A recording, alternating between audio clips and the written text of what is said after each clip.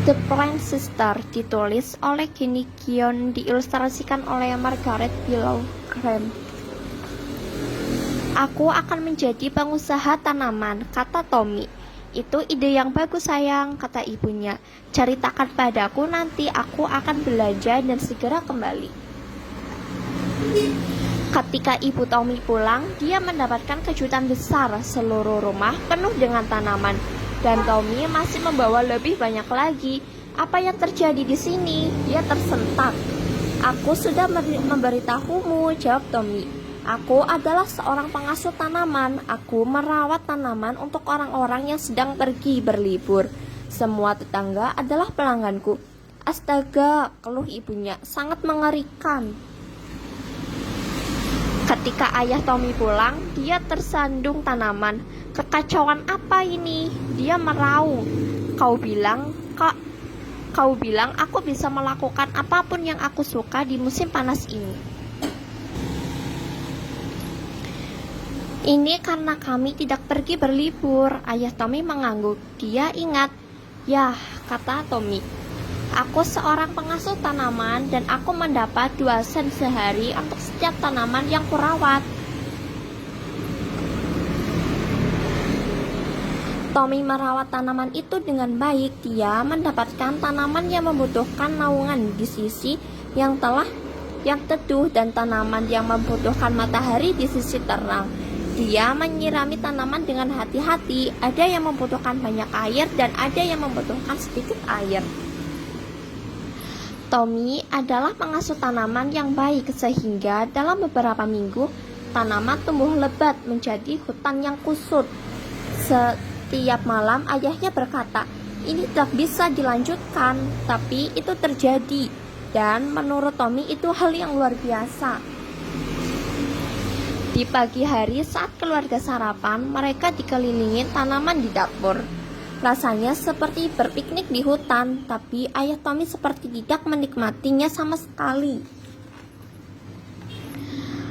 Menonton televisi di ruang tamu rasanya seperti berada di teater terbuka di tengah hutan. Tommy pikir itu adalah kesenangan terhebat dalam hidupnya, tapi ayahnya menjadi lebih banyak menggerutu. Bahkan kamar mandinya penuh dengan tanaman, serasa sedang berenang di daun kecil di tengah hutan yang indah. Tapi suatu malam Tommy hampir tertidur di bak mandi. Mengasuh tanaman adalah kerja yang berat dan dia lelah. Sebaiknya kau tidur sayang, kata ibunya. Kau harus bangun pagi hari dan menyirami tanaman itu. Tommy pergi ke kamar dan tertidur sambil bertanya-tanya, kapan pelanggannya pulang? Dia mulai bermimpi. Dia bermimpi tanaman tumbuh begitu lebat dan liar sehingga dia tidak bisa lagi masuk ke dalam rumah. Dia harus menyirami mereka melalui cerobong asap. Sepanjang malam dia bermimpi bahwa mereka tumbuh dan tumbuh. Tanaman itu tumbuh begitu besar dan kuat. Rumah itu hancur dan temboknya runtuh. Semua tetangga berlari dan berteriak, "Di mana tanaman saya? Tolong temukan tanaman saya." Tommy tiba-tiba bangun. Saat ibu pagi, ayah berteriak bahwa dia terlambat kerja. "Di mana celanaku? Tolong carikan celanaku." Oh, itu mimpi yang sangat buruk, pikir Tommy. Pagi itu Tommy pergi setelah sarapan. "Ibu, aku akan segera kembali." Tommy berlari ke perpustakaan dan melihat setiap buku yang mereka miliki tentang tanaman. Akhirnya dia menemukan buku yang tepat. Kemudian dia berlari ke toko perlengkapan tanaman, membeli beberapa barang dan bergegas pulang. Sesampainya di rumah, dia melakukan apa yang dikatakan buku itu. Dia memotong dan memangkas tanaman itu seperti memberi mereka potongan rambut. Kemudian dia menanam stek dalam pot kecil yang dibelinya. Buku itu mengatakan stek itu akan tumbuh. Ketika para tetangga pulang dari liburan, mereka membayar Tommy dan mengambil kembali tanaman mereka. Semua berkata, betapa bagusnya penampilan tanaman mereka, betapa sehatnya tanamanku. Tommy memberikan pot kecil berisi tanaman baru kepada anak-anak mereka. dan semua pulang dengan gembira. Sekarang tidak ada pot yang tersisa di rumah Tommy.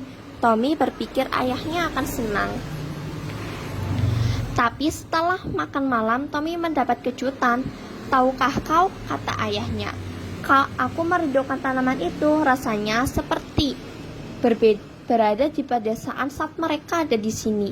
Kemudian dia menyalakan pipanya dan berkata, Aku tidak terlalu sibuk sekarang. Bagaimana dengan liburan?